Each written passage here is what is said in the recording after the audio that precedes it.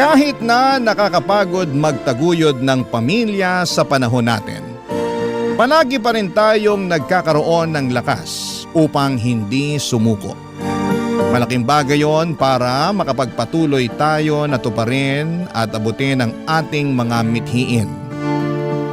Ikaw kabarangay, meron ka bang tanging hiling? Dear Papa Dudut, kung may buhay na patunay lang ng pagod, ako na yata yon, Papa Dudut. Hindi naman sa binabaliwala ko ang pagod at hirap ng iba, pero dahil kwento ko to ay hayaan nyo na lang din akong makapag-rants. Alam po ninyo, Papa Dudut, ay fan na fan talaga ako ng Barangay Love Stories noon pa man. Avid listener na ako ng programa ninyo since pandemic at talaga namang minamarathon ko po ang bawat kwentong ina-upload ninyo online hanggang ngayon. Tapos ay nangangarap ako na isang araw ay makapagsulat din po ako sa inyong istasyon at mapinin ninyong i-ere sa radyo. At eto na ngayon ang istorya ng buhay ko. Nga pala, tawagin niyo na lamang po ako sa pangalang Asmira. 37 years old, taga Maynila. Magsisimula ang kwento ko 10 taon na ang nakakalipas. Kayod kabayo at kalabaw ako para maitaguyod ang lola at kapatid kong PWD. At may espesyal na pangangailangan. Wala rin naman akong ibang maaasahan na mga panahon na yon dahil dalawa lang kaming magkapatid. At ako ang panganay, Papa Dudut. Kaya naman kailangan ko talagang magsikap ng husto kahit nakakapagod.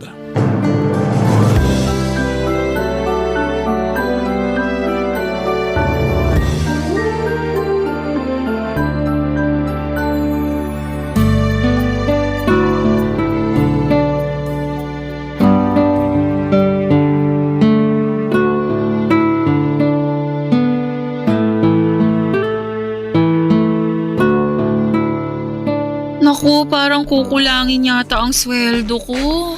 Asmira, bakit hindi ka pa natutulog? Anong oras na Tsaka ano pang ginagawa mo rito sa kusina? Umihi po ako eh. Tapos nakita ko na pumasok na yung sweldo namin sa savings account ko nung nag-check ako online. Talaga? Ang aga naman. Hindi ba bukas pa yung sweldo ninyo? Opo, pero maaga kapag ganitong tumatapat ng Sabado yung sweldo. Wala naman kasing pasok bukas. Ay, oo nga pala. Opo, kaya lang.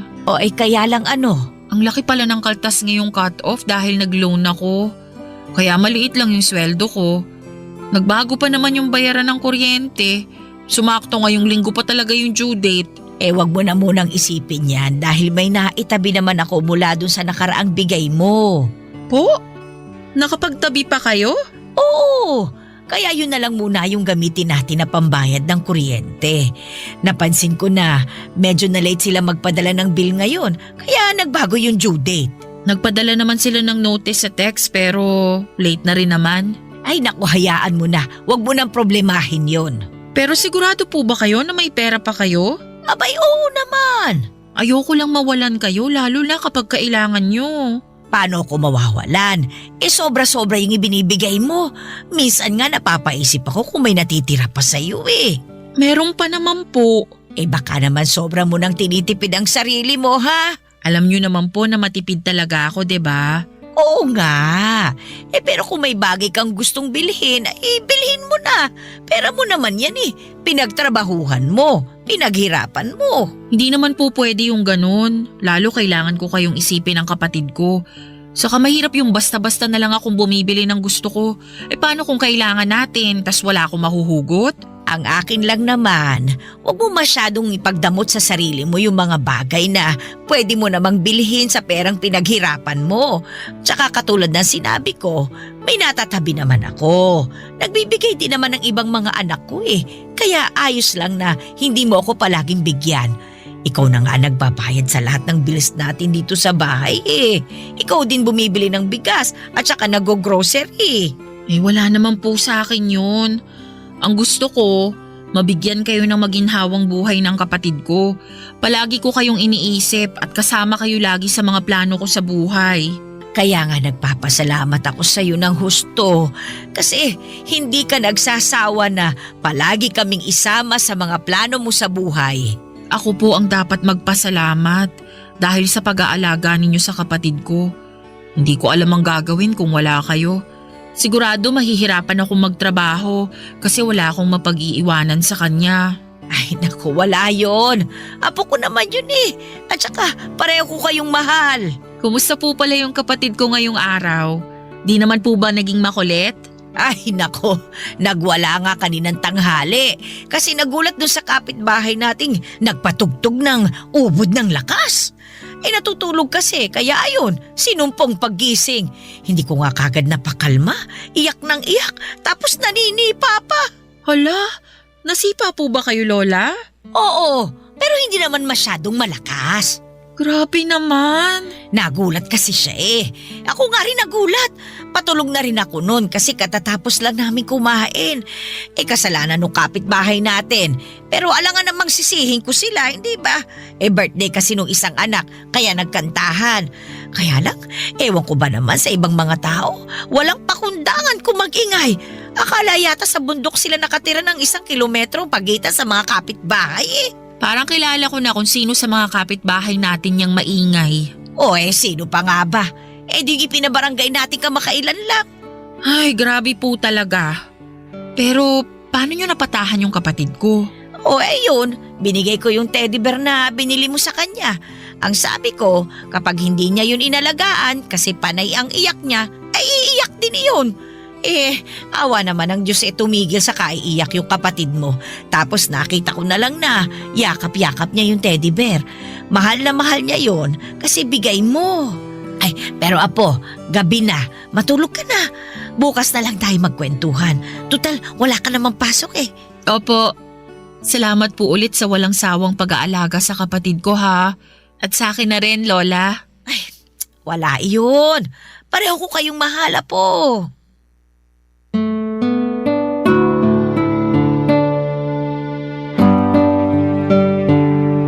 Papadudot maswerte kami dahil meron kaming lola na mabait at maalalahanin.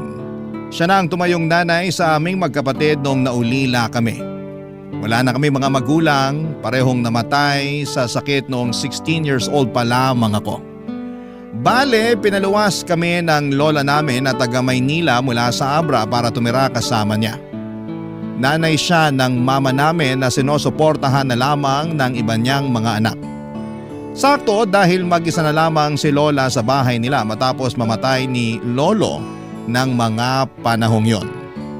Dapat magtatrabaho na ako pagdating namin sa Maynila ng kapatid ko pero kinausap ako ni lola at tinanong kung gusto kong mag-aral. Meron pa naman daw siyang kaunting ipon at willing namang sumuporta sa akin ang isa kong tita na nasa abroad. Kaya naman sinunggaban ko na ang opportunity at kumuha ako ng kursong may kinalaman sa business na natapos ko naman. Fast forward, meron akong long-time boyfriend na mga panahong yon. Nagkakilala kami noong college at naging kami papadudot. Siya ang kasama ko sa lahat ng mahalagang parte ng buhay ko. Legal din kami sa mga pamilya namin at masasabi ko na siya talaga ang lalaking gusto kong pakasalan at makasamang bumuo ng pamilya. Kaya lang 2 beses na siyang nag-propose sa akin. Una ay noong 25th birthday ko at yung sumunod ay noong Valentine's Day ng 2014 papadudot.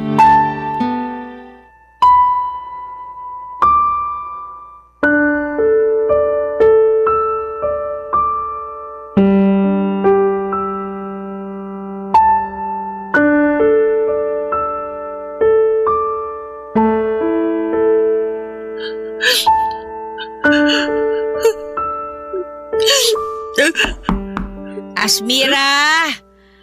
Pwede ba akong pumasok? Opo, bukas po yung pinto. Ikaw pala yung naririnig kong umiiyak pagdaan ko sa pinto ng kwarto mo. Akala ko kasi guni-guni lang yun eh. Pero pinakinggan kong mabuti bago ako kumatok. Hindi naman po ako umiiyak. Napuwing lang po ako. Lokohin mo na lahat, wag lang ako. Baka nakakalimutan mo na. Ako na halos ang nagpalaki sa inyo ng kapatid mo. Kilalang kilala ko na kayo. Lalo ka na. Kaya magsabi ka sa akin. May nangyari ba kaya ka umiiyak? Teka, trabaho ba yan? Hindi po sa trabaho. Ay, saan nga? Baka makatulong ako. Pwede kitang mapayuhan. Salamat po, La. Pero hindi ko na talaga alam yung gagawin. Ay, naku naman. Sabihin mo na sa akin. Para naman alam ko. Kinakabahan ako sa iyo eh. Kalma lang po kayo. Paano ba akong kakalma? Lola mo ako. Sorry po. Nahihiya lang kasi ako sa inyo. O siya. Ano ba kasi yun? Apo, sabihin mo na sa akin. Tungkol po sa amin ng boyfriend ko. Oh, ano nangyari sa inyo? Nakipaghiwalay na po ako sa kanya. Anong sabi mo? Ang tagal-tagal nyo na hindi ba? Opo. Pero tingin ko, kailangan na namin maghiwalay. Dahil hindi ko naman kayang ibigay yung kasal na gusto niya. Di ba? 2 beses na siyang nag-propose sa akin. Oo nga, naikwento mo nga sa akin yun. Kailan ka nga niya ulit niyaya? Nung birthday ko sa Valentine's Day last year. Pero ang sabi mo, ayos lang naman sa kanya, hindi ba? Opo. Kaya lang nagigilty ako noon. Alam ko na gustong-gusto na niyang magpakasal kami kasi yun na lang talaga ang kulang eh. Pangarap niya na magkaanak na kami at bumuo ng pamilya. Pero ako po yung hindi pa handa. Paanong hindi pa handa? Nasa tamang edad ka na naman para mag-asawa. Ayoko pa pong magpakasal kami kasi mahahati yung atensyon ko sa pag-aalaga at pagtataguyod sa inyo ng kapatid ko. Ayaw pa naman niyang tumira kami rito pag nagpakasal kami kasi gusto niya doon na raw sa bahay na iririgalo sa kanya ng parents niya. Kinausap ko siya na hindi pa ako handa. Sabi niya naiintindihan niya, lalo na alam naman niya ang sitwasyon natin. Saka kilala niya kayo ng kapatid ko, kaya tiwala akong maiintindihan niya. Kaya lang kanina, inopen niya uli yung naiinggit siya sa katrabaho niya na may anak na raw at nakaschedule na yung binyag. Sakto, kinuha siyang ninong. Tapos tinanong niya kung hanggang kailan ba daw siya maghihintay na maging handa ako para magpakasal sa kanya. Hindi ko siya nasagot. Tapos doon na kami nagtalo. Marami siyang sinabing masakit sa akin. Pinapili niya pa ako kung kayo ng kapatid ko o siya. Siyempre mas pinili ko kayo, kaya nakipaghiwalay na lang ako sa kanya. Ay, grabe naman yung pinapili ka niya. Pero apo, pasensya ka na rin ha. Kasi pakiramdam ko kasalanan namin ng kapatid mo kung bakit hindi ka pa makapag-asawa. Masyado ka kasing nakatali sa amin at sa mga responsibilidad mo sa pamilya natin.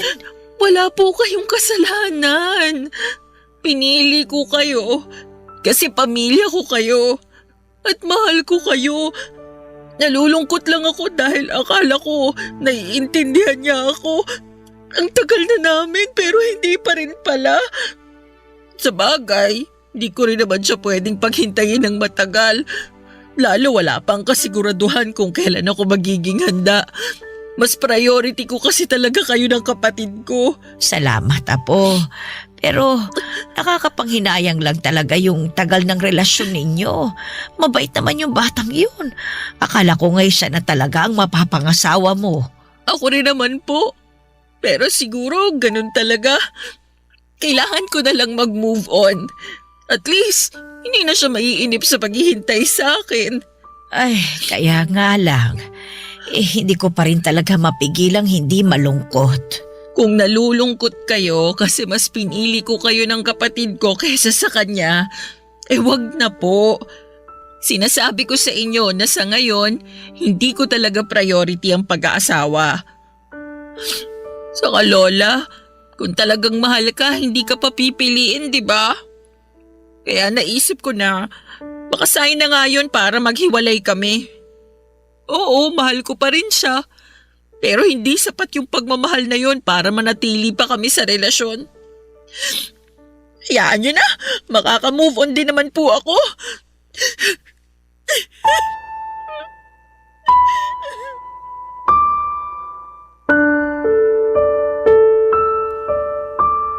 Papadudot, masakit sa akin ang pakikipaghiwalay sa long-time boyfriend ko. Pero wala naman akong magawa dahil gusto na niyang bumuo ng sariling pamilya. At yon ang bagay na hindi ko pa maibigay sa kanya ng mga panahong yon.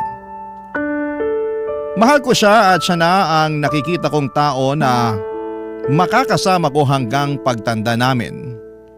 Pero hindi pa ako handang iwanan at bitawan ng responsibilidad ko sa lola ko at sa nakababata kong kapatid. Kaya naman pinalaya ko na lang siya kahit masakit sa akin, Papa Dudut. Parang pinagpira-piraso ang puso ko ng mga panahong yon. Pero ayoko rin namang itali sa akin at patuloy na paasahin kung kailan ako magiging handa na bumukod kasama siya. Sobrang lungkot ko lamang noon pero umasa ako at nananalig sa Diyos na kung pagkakalooban niya ako ng panibagong tao na mamahalin ay sana'y matanggap nito ang responsibilidad na hindi ko mabitawan sa aking pamilya, Papa Dudut. Barangay Love Stories. Barangay Love Stories. Papa Dudut, alam ng Diyos na gusto kong makapag-asawa at magkaanak. Pangarap ko na yon simula nagdalaga ako at yung bang balang araw ay makakakilala ako ng isang lalaki na mamahalin ako at pakakasalan.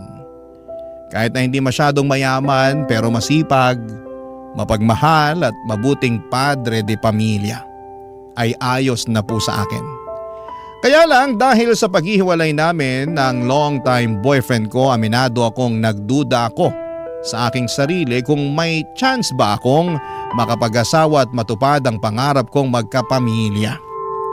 Pero 6 na buwan pagkalipas ng breakup namin ng ex ko ay meron akong nakilalang lalaki online. Nag-click kami at hindi nagtagal ay nagkita ng personal. Call center agent siya na nagtatrabaho sa Ortigas, Papa Dudut. Guwapo at katulad kong single na naghahanap ng bagong pag-ibig. Pagkatapos ng una naming pagkikita, sinabi niya sa akin na gusto niya akong ligawan. Bagay na pinayagan ko naman. 1 buwan na niya akong nililigawan nang magdesisyon akong isama siya sa bahay namin para ipakilala sa lola at kapatid ko. Okay naman yung naging pagkikita nila, kaya lang makalipas ang 1 araw ay mayroon pong nangyari, Papa Dudut.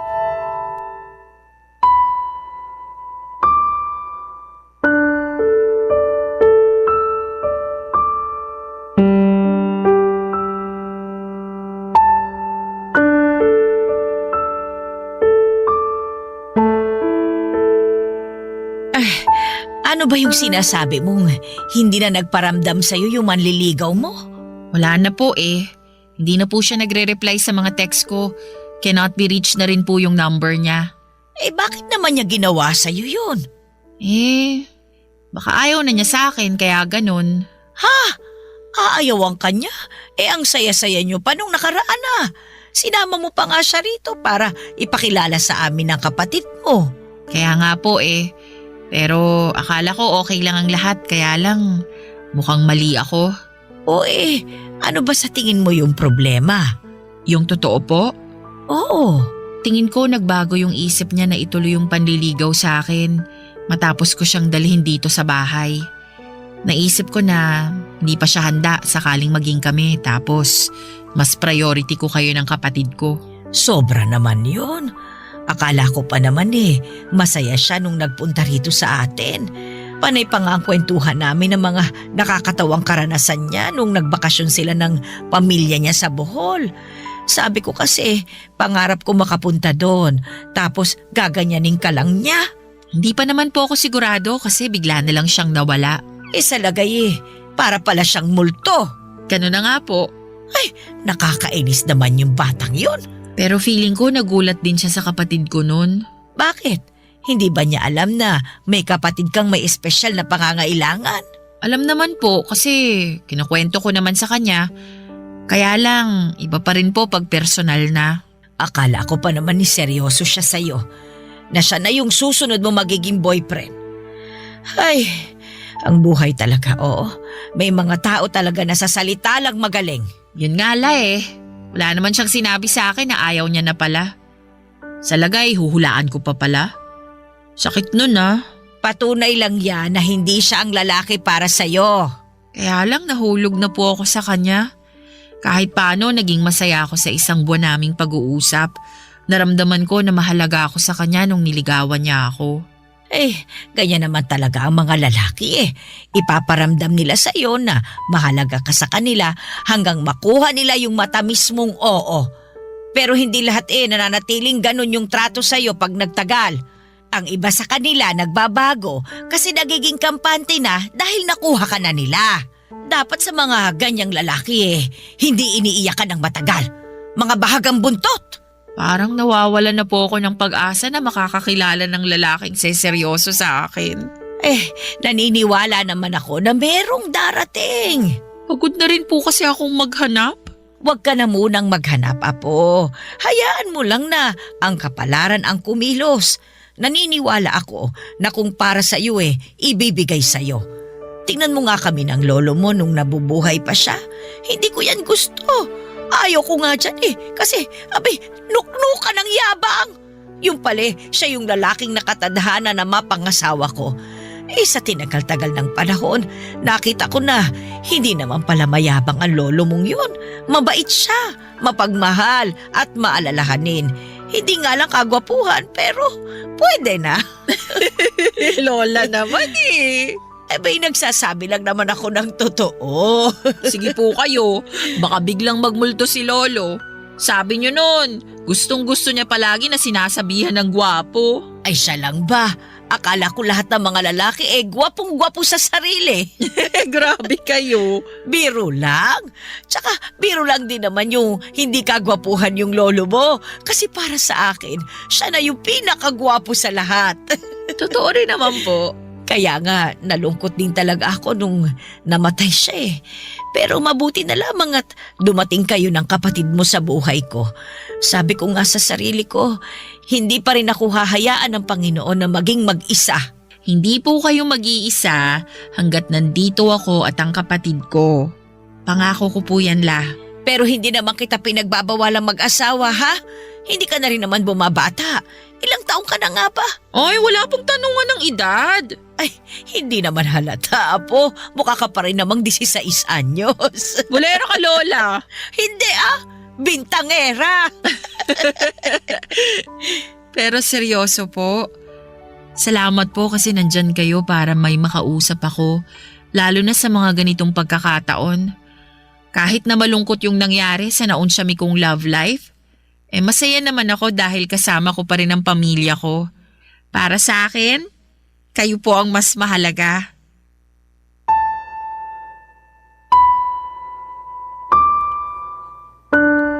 Papadudot doon ko na pagtagpi-tagpi ang lahat. Na baka kaya ako ginost ng nanliligaw sa akin ay dahil nakita niya ang sitwasyon ng kapatid ko at natakot siya sa responsibilidad na kaakibat ng pakikipagrelasyon sa akin. Noong gabi kasi na dinala ko siya sa bahay upang ipakilala kina Lola ay nagtantrums ang kapatid ko. Umiyak ito at nagwala at hindi siya mapatahan ni Lola. Buti na lamang at dumating kami ng mga panahong yon at ako lang ang nakapagpakalma sa kapatid ko. Sa totoo lang, abot langit ang hiya ko noon sa aking manliligaw. Kasi kahit na hindi niya sabihin ay kita ko sa ekspresyon ng mukha niya na nagulat siya ng gusto. Nandun rin yung takot dahil baka noon lang din siya nakaengkwentro ng ganong senaryo. Pero una pa lang naman ay sinabihan ko na siya na meron akong kapatid na may espesyal na pangangailangan. Okay lang siya ng okay noon. Naniwala at nagtiwala ako na maiintindihan niya ang sitwasyon ko pero doon ako nagkamali. At kahit na hindi pa nagiging kami ay nasaktan pa rin po ako.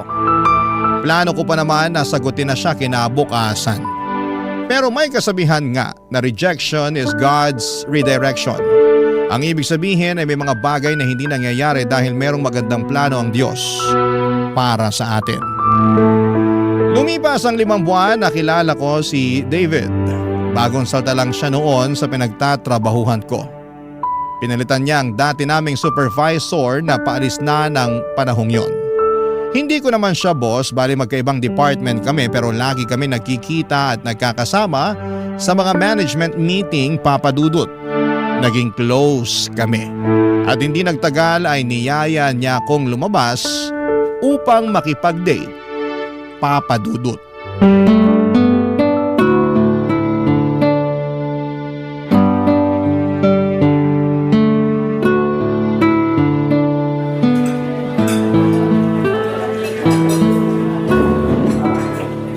Naku, ang sosyal naman dito sa restaurant na pinagdalhan mo sa akin, David. Di ba, sabi ko gusto kita i-date? Siyempre, naghanap talaga ako ng magandang restaurant na pwede kong pagdalhan sa'yo. Seryoso ko pala talaga sa sinabi mo na gusto mong mag-date tayo? Oo naman. Pareho naman tayong single. Kumbaga, walang sabit. Saka, hindi naman kita yayayain kung wala akong dahilan. Anong dahilan? Alam ko na hindi pa matagal simula nung nagkakilala tayo. Pero napalapit ka na sa akin. Yung totoo, nagustuhan na kita nung unang araw pa lang na nakita kita. Maraming bagay yung hinangaan ko sa'yo, lalo na sa pagiging profesional at magaling mo sa trabaho natin. Napaka-passionate mo sa mga bagay na ginagawa mo. Simula nun, lalo ko napatunayan sa sarili ko na hindi lang pala kita basta gusto. Mahal na kita, Asmira. Ha? Kaya nga kita niyaya makipag-date para formal na hingin yung permiso mo na manligaw ako sa'yo. Pero, David, Pero ano? hindi pa ako handang magpaligaw. Ganun ba? Oo, sorry, pero ano kasi, yung totoo, gusto na rin naman kita. Kaya lang natatakot ako na baka pag nakilala mo na ako ng husto, ayawan mo na lang ako bigla sa dulo. Anong ibig mo sabihin? Dediretsuhin na kita ah. Hindi pa ako ulit handang magpaligaw kasi priority ko ang pamilya ko. Pero hindi ko naman pinagbabawalan yung sarili ko na ma-in love. Kaya lang, nandun pa rin yung takot na baka pag napalapit na ako sa iyo ng husto, iwan mo rin ako katulad ng ginawa sa akin ng long-time boyfriend ko at nung naunang manligaw sa iyo. Iniwan nila ako kasi hindi nila matanggap yung responsibilidad ko sa lola at kapatid ko na may special needs. May kapatid ka na may special needs? Meron. Pwede ko bang malaman kung anong kondisyon niya? May cerebral palsy siya simula pagkabata at ako na yung nag-alaga sa kanya. Nung namatay ang mga magulang namin, tumira kami sa lola namin na taga Maynila. Siya ang nagbabantay sa kapatid ko tuwing nasa trabaho ako. Kaya nga malaki ang pasasalamat at utang na loob ko sa kanya. Kaso tumatanda na siya, humihina na ang katawan niya. At natatakot ako na baka isang araw hindi na niya kayanin na alagaan ang kapatid ko. Kaya nga nung hiniwalayan ako ng ex ko at ginost ng manliligaw ko, na-realize ko na saka na lang ako papasok sa relasyon. Unfair din naman kasi nabigyan ko sila ng responsibilidad sa pamilya na hindi ko mabitawan. Kaya sorry talaga kung hindi ko matatanggap yung panliligaw mo. Ngayon, mas naiintindihan ko na yung pinanggagalingan mo. Mahirap magkaroon ng responsibilidad na ganyan kabigat. Oo, pero hindi naman ako nagrereklamo kasi mahal ko yung kapatid at lola ko. Sa totoo lang, inspirasyon ko yung kapatid ko kung bakit ako nagsisikap sa buhay. Gusto kong magtrabaho ng magtrabaho para may pampagamot ako sa kanya. Gusto ko rin mag-ipon ng pera para pagdating ng araw, hindi kami mahirapan ni Lola sa pag-aalaga sa kanya. Plano ko kasing kumuha ng private nurse na titingin sa kanila ni Lola. Naniniwala ako na matutupad mo ang mga pangarap mo. Ngayon pa lang, sobra mo na ako napabilib. Salamat, David. Pasensya ka na ulit kung nireject kita ha. Ayos lang naman. At least, naging honest ka kaya magiging honest ulit ako sa'yo. Ano yun? Anong ibig mong sabihin? Hindi nawala yung nararamdaman ko para sa'yo. Dahil sa mga sinabi mo sa akin, mas lalo lang kitang minahal. Alam ko na hindi ka pa handa na tumanggap ng bagong pag-ibig sa ngayon. Pero handa naman ako maghintay na dumating yung araw na yon. Pero baka mapagod ka. Saka ayoko naman na sa akin lang umiikot ang mundo mo. Lalo kung pwede ka naman makipag-date at manligaw ng ibang babae. Malay mo, sila pala ang totoong para sa'yo at hindi ako. Papa Dudut, maaga pa lamang ay sinabi ko na kay David na meron akong kapatid na may special needs. At medyo challenging itong i-handle lalo na tumatanda na rin ang lola namin. Isa yon sa dahilan kung bakit hindi pa ako handang mag-asawa. Kapag bumukod na kasi ako at bumuo ng sariling pamilya kasama ang asawa ko, ay maiiwan ang kapatid ko sa lola namin. Naging open ako kay David tungkol sa estado at disposisyon ko para hindi na siya umasa na maibabalik ko ang pagmamahal niya. Sa totoo lang, nalungkot ako, Papa Dudut, dahil napalapit na rin sa akin si David. Mabait kasi siya, masayang kasama at gentleman. Kaya lang, ayoko namang hayaan ang sarili ko na mahulog sa kanya ng husto. Tapos sa dulo ay iiwanan niya lamang ako katulad ng ginawa sa akin ng ex-boyfriend ko at manliligaw ko noon. Papa Dudut, ayoko na ulit masaktan. Kaya naman nag-focus na lamang ako sa pagtataguyod ng aking sarili at ng aking pamilya. Sila ang mahal ko at sa kanila ako dapat na mag-focus, Papa Dudut. Barangay Love Stories. Barangay Love Stories. Papa Dudut, Valentine's Day ng 2016 ang dalhan ako ni David ng isang malaking bouquet ng red roses. Gulat na gulat ako dahil wala naman akong inaasahan sa kanya ng mga panahong yon. Nagkasundo na lamang kasi kami na maging magkaibigan lalo na at hindi pa ako handang magkaroon ng panibagong karelasyon. Tinanggap ko na lamang na baka hindi na ako makapag-asawa pero pinangako ko naman sa sarili ko na bibigyan ko ng maganda at komportabling buhay ang lola at kapatid ko. In fact, pinag-iisipan ko na nga na mag-abroad noon. Kaya lang nagbago ang lahat matapos akong bigyan ni David ng mga bulaklak. Sa sulat na kasama noon, nakasaad na gusto niya akong makadate.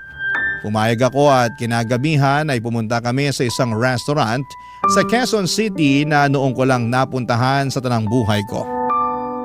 Pagkaupo namin sa pinareserve niyang mesa ay nag-thank you sa akin si David dahil pumayag ako makipag-date sa kanya. Sa isip ko ay date lang naman, wala namang masama doon. Pero alam ko naman na niloloko ko lang ang sarili ko na higit pa talaga sa pagkakaibigan ng nararamdaman ng dalawang tao na lumalabas during Valentine's Day. Pero hinayaan ko na lang at in-enjoy ang bawat sandali. At bago niya ako ihatid sa amin ay sinabi niya na hindi niya raw ako kayang maging kaibigan lang. Na naintindihan niya ang responsibilidad ko sa pamilya ko at handa siyang tulungan ako lalo na sa pag-aalaga sa aking kapatid. Kung hindi niyo na itatanong, may pamangkin si David na meron ding espesyal na pangangailangan. Anak yon ang kaisa-isa niyang ate at siya ang nag-alaga rito simula pagkabata. Kaya naman pamilyar si David sa pag-handle sa mga ganong klase ng sitwasyon. Pero hindi pa rin ako kumbinsido kaya pinapunta ko siya sa bahay kinabukasan upang ipakilala sa lola at kapatid ko. At doon ko nakita na nagsasabi siya ng totoo. Dahil bukod sa akin ay siya lang ang nakapagpaamo sa kapatid ko noong sinumpong ito at ayaw tumigil sa pag-iyak. Kung hindi naman sinusumpong ang kapatid ko ay magkasundo sila ni David, Papa Dudut. Unti-unti ay lalo akong nahulog sa kanya hanggang sa pumayag na akong magpaligaw. 1.5 buwan ang nagdaan nang sagutin ko si David. Naging kami at sa loob ng 1 taon naming magkarelasyon ay masasabi ko na mapalad ako dahil dumating siya sa buhay ko. Nangako si David na kahit mag-asawa na kami ay hindi namin kakalimutan ang responsibilidad ko sa aking kapatid. In fact, napagkasunduan namin na sa bahay pa rin ni Lola tumira. Kaya noong June 2017 ay nag-propose ng kasal sa akin si David. Bagay na hindi ko na tinutulan. Sa susunod na taon ng 2018 ang plano naming pag-iisang dibdib, kaya lang makaraan ng 2 buwan simula nang ma-engage kami ay mayroong nangyari na kapwa namin hindi inaasahan. At yon ay nung nagkasakit ng malubha ang kapatid ko na sa huli ay hindi kinaya ng mahina niyang katawan. Papa Dudo, tuluyan ang kinuha sa akin ang pinakamamahal kong kapatid na siyang angkla ko sa buhay na ito.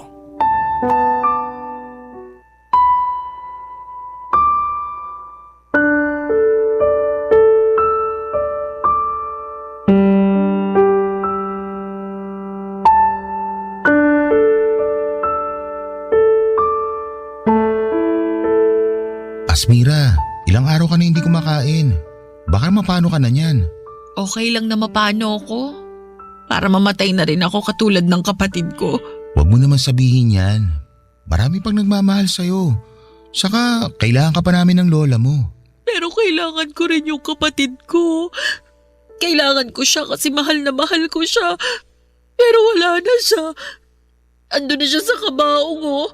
Hindi na siya gumagalaw. At habang buhay na siyang tulog. Hindi nagigising yung kapatid ko kasi patay na siya.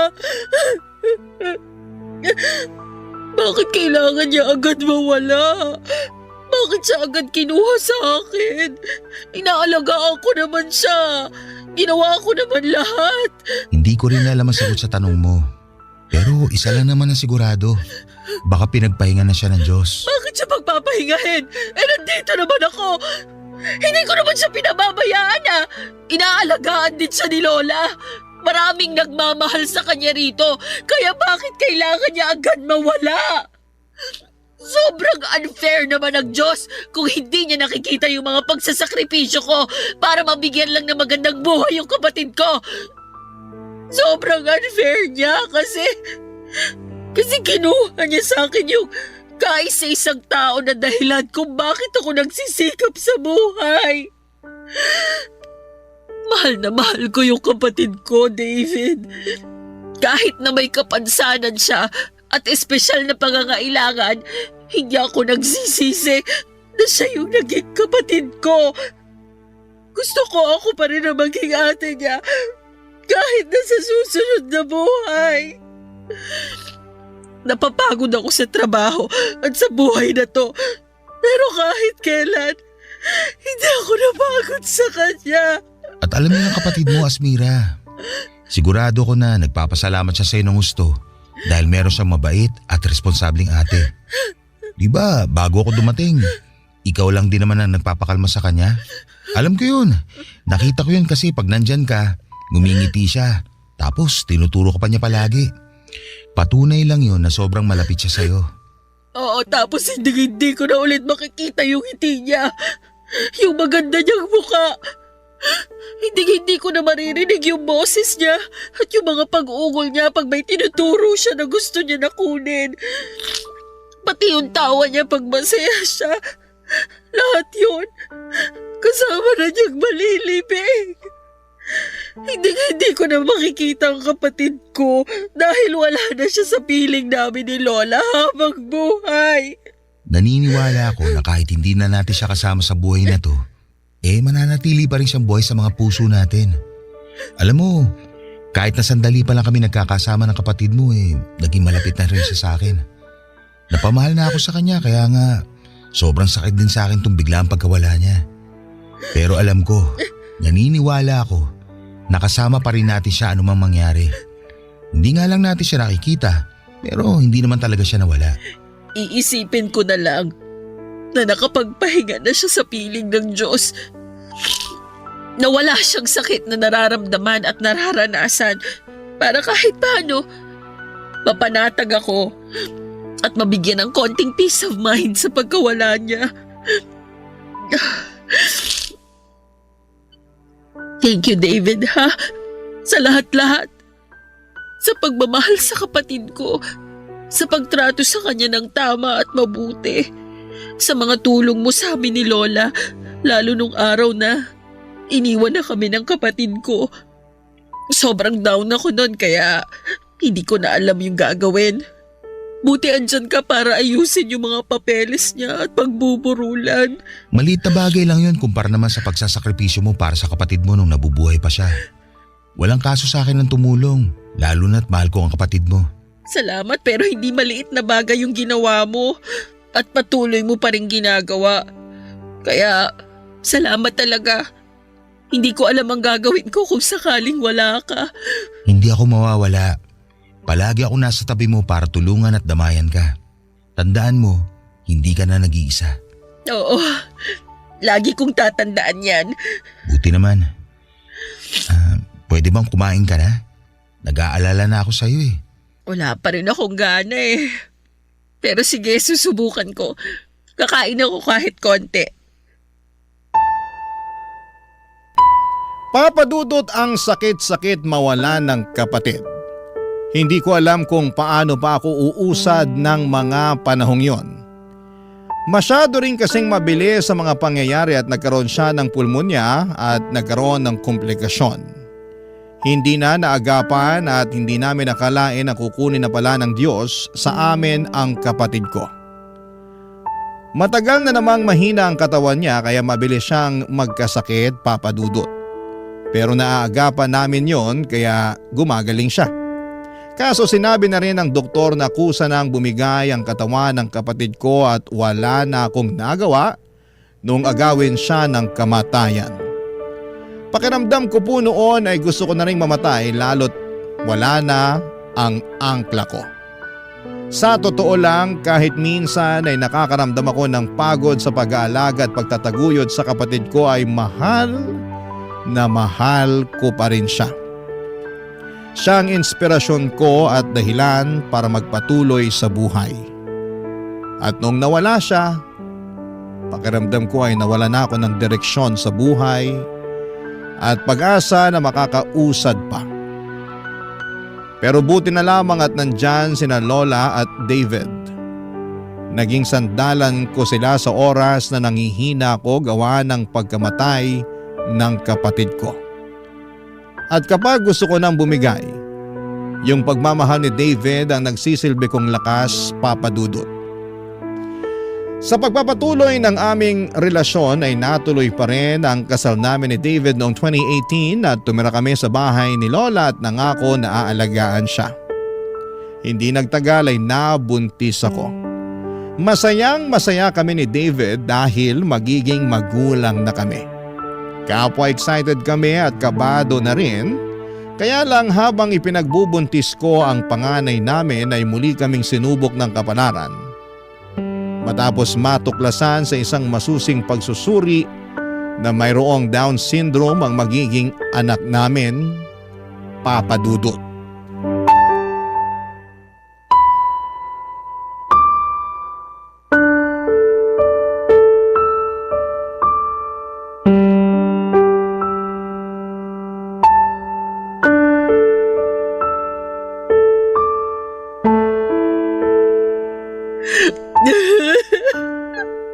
Han, paano? Baka mapano ka naman. Nag-aalala ako sa'yo eh. Ang hirap lang kasing tanggapin, Han. Bakit sa anak pa natin nangyari yun? Bakit siya pa? Iniingatan ko naman siya eh. Pero bakit? Hindi ko rin alam pero alam ko iniingatan mo siya. Siguro ganun talaga.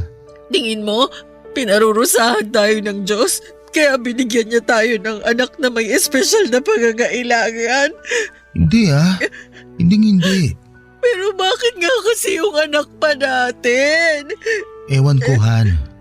Pero naniniwala ako na walang bata ang deserve na makatanggap ng ganong sakit. Oo, kasi alam kong mahirap dahil napagdaanan na yun ng kapatid ko at ng pamangkin mo. Natatakot lang ako para sa anak natin. Lalo na't hindi na magiging normal sa kanya ang lahat. Simula pa lang sa araw na isilang siya sa mundong to. Natatakot din naman ako pero kailangan pa rin nating tatagan ang loob natin. Hindi pwede na tayo mga magulang niya ang unang-unang panghihinaan. Hindi kawawa ang anak natin dahil may espesyal siyang pangangailangan. Magiging kawawa lang siya pag pinabayaan natin siya. Tama ka. Totoo lahat ng mga sinabi mo. Pasensya ka na sa akin. Hindi ko naman intensyon na maapekto ng husto sa nalaman natin eh. Naiintindihan ko yung takot mo bilang nanay. Takot din naman ako pero kung hahayaan natin na kainin tayo ng takot na yun, hindi natin maibibigay yung best natin bilang magulang sa magiging anak natin. May dahilan kung bakit pareho tayo nagkaroon ng karanasan sa pag-aalaga na may mga special na pangangailangan. Ikaw sa kapatid mo at ako naman sa pamangking ko. At ngayon na espesyal din na magiging baby natin, sigurado ko na hindi na tayo mahihirapan. Kung mahirapan man, napag-aaralan naman ang lahat eh. Basta tutukan lang natin si baby at huwag pabayaan. Kahit na anong mangyari, anak natin siya at mahal natin siya. Oo, anak natin siya at mahal natin siya. Hinding-hindi yun magbabago kahit na ano pang itsura niya. Ganun na nga. Saka hiniling natin siya sa Diyos. At ngayon binigay niya na sa atin yung panalangin natin. Dapat masaya tayo, hindi ba? Masaya naman ako, pero hindi ko lang napigilan yung bugso ng damdamin ko. Alam ko kasi yung hirap at pagod sa pag-aalaga ng bata na may espesyal na pangangailangan. Oo, pero hindi ka naman mag-iisa sa pag-aalaga sa anak natin. Andito ako. Andyan si Lola. Tutulungan ka namin, Han. Kung noon mas nakakapagod dahil kailang dalawa ni Lola nag-alaga sa kapatid mo. Pero ngayon kasama niyo na ako. Sisiguraduhin ko na magiging mabuting padre de pamilya ako para sa inyo ng anak natin. Mamahalin ko kayo at aalagaan sa abot na makakaya ko. Hindi naman yung sinumpaan ko sa altar nung kinasal tayo, hindi ba? Naniniwala ako na hindi tayo bibigyan ng Diyos ng pagsubok na hindi natin malalagpasan. Magtiwala lang tayo at maniwala na magiging maayos ang lahat. Salamat, kasi gumaan ng husto yung loob ko. Sobrang bigat kasi ng pakiramdam ko nung sinabi ng OB natin yung kondisyon ng magiging anak natin. Bumigat din naman yung pakiramdam ko. Nalungkot ako at napatanong sa Diyos. Pero habang nasa biyahe tayo kanina, narealize ko na mas kailangan tayo ng anak natin kaysa habang buhay na isipin kung bakit sa dinami-rami ng mga masamang tao sa mundo, siya pa talaga yung binigyan ng ganung sakit. Kaya unti-unti tinanggap ko na espesyal na ang anak natin simula pa lang. Alam mo ba, nung sinabi mo sa akin na buntis ka, mas lalo lang siya naging espesyal para sa akin. Kaya hindi na importante magiging kalagayan niya paglabas niya sa sinapupunan mo. Basta, kahit na anong mangyari, hinding-hindi ko kayo pababayaan ng anak natin.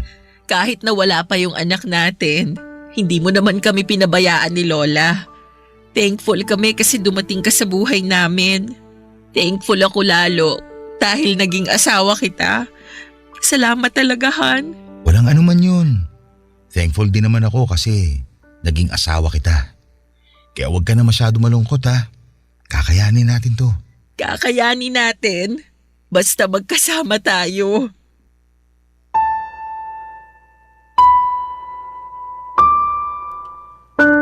Papadudot walang pagsidlan ang pagpapasalamat ko sa Diyos. Dahil ibinigay niya sa akin si David at hinayaan niya itong maging asawa ko. Napakapalad ko sa kanya dahil hindi lang siya mabuting asawa kundi responsable ding padre di pamilya. Dahil nandyan siya ay mas gumaan ang lahat sa akin. At alam ko na wala akong hindi kakayanin dahil nasa tabi ko lamang ang lalaking pinakamamahal ko. Totoo nga ang sinabi ni Lola na kusang darating ang tao na para sa iyo pag hinayaan mong gumawa ng paraan ng kapalaran. Tungkol naman sa baby namin, pinanganak namin siyang may Down syndrome. Pero kahit na may espesyal siyang pangangailangan ay malusog ang anak namin. At simula pa lang noong araw na isinilang ko siya ay marami na ang nagmahal sa kanya. Sa kasalukuyan, kami ni Lola ang magkatuwang sa pag-aalaga sa anak namin ni David habang nasa abroad ang mister ko. Noong 2022 kasi ay nabigyan siya ng opportunity na makapag-ibang bansa. Ako naman ay nag-work from home sa gabi bilang virtual assistant. Nakakapagod magtaguyod ng anak na may espesyal na pangangailangan pero kahit kailan. Hindi po ako napagod na maging nanay niya. Para sa akin, biyaya siya ng Diyos. Katulad ng kapatid ko na espesyal din sa puso ko. Maraming salamat po sa inyo, Papa Dudut, sakaling mapili po ninyong i-air ang sulat ko at sana'y kinapulutan po ito ng aral at inspirasyon ng mga kabarangay natin. God bless and more power sa Barangay Love Stories. Number 1 po kayo sa aking puso. Ang inyong forever kapuso at kabarangay, Asmira. Barangay Love Stories. Barangay Love Stories. Anong say mo sa Barangay Love Stories na ito? Pagkwentuhan natin sa comment section yan. Nagustuhan ng iyong napakinggan? Ituloy yan via live stream sa www.gmanetwork.com/radio.